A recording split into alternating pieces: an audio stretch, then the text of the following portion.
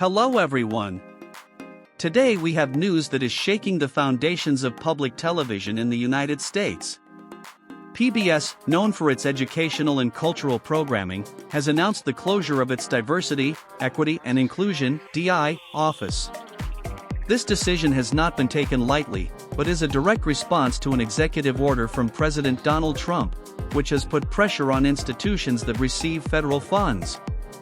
The closure of this office has resulted in the dismissal of two key executives, Cecilia Loving and Gina Liao, who were hired in 2021 to lead this effort. Paula Kerger, CEO of PBS, explained that the decision was made after the organization's lawyers determined that it was necessary to comply with Trump's executive order to protect the federal funds that the network receives. PBS gets about $535 million in government support, which represents about 16% of its total budget. However, Kerger was quick to clarify that PBS' commitment to diversity and inclusion doesn't end with the closure of this office. "We were committed to telling the stories of all Americans before we had a DEI office, and we will continue to do so afterward," she said. Still, this move has raised concerns among those who see the DEI office as a critical pillar to ensuring marginalized voices are heard. The DEI office was not only focused on racial equity, but also worked on important projects, such as ensuring that hearing-impaired children had access to PBS programming. These types of initiatives are now left in limbo, and many are wondering how these needs will be addressed in the future. But that's not all.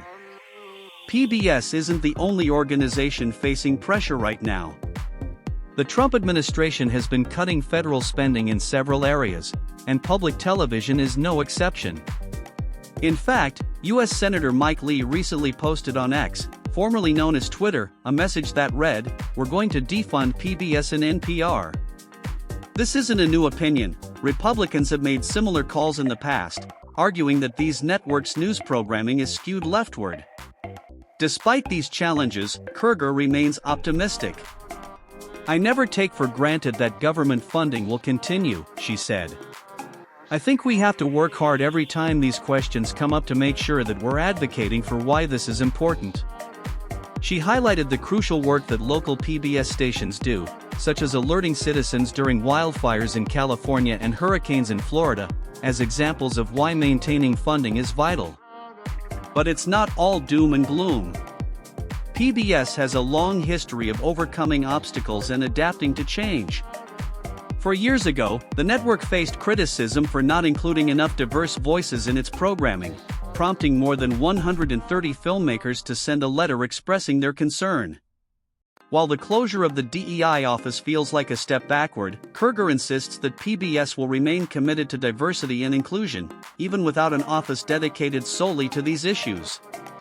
In short, the closure of PBS's DEI office is a reflection of the political and financial pressures facing public television in the Trump era.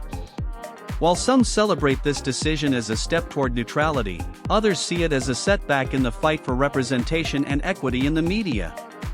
So, dear viewers, what do you think? Do you think PBS is making the right decision by closing its DEI office? Or does this represent a danger to diversity on public television? Leave us your comments and don't forget to like this video and subscribe to our channel for more sensational news and entertainment. Until next time.